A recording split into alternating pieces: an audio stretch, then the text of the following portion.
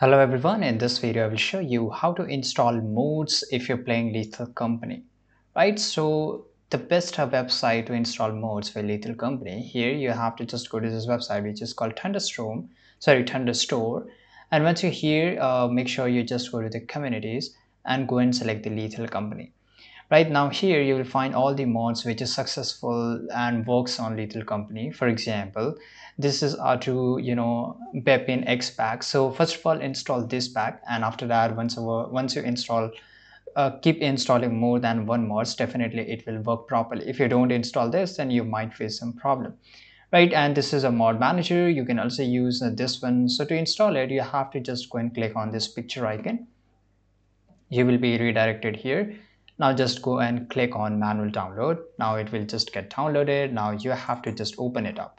Now you have to copy, extract it, and copy all the files. Now just go and open your Steam, go in library, and here if you have Lethal Company, then just go and right click on it. Just go to the manage, and here you will find this option, browse local files, and here all the files of the game will be available here. Paste it up and it will start working the mod. Right, so you can just start your game Lethal Company, and it will work properly fine. I hope you found this video very useful. Subscribe.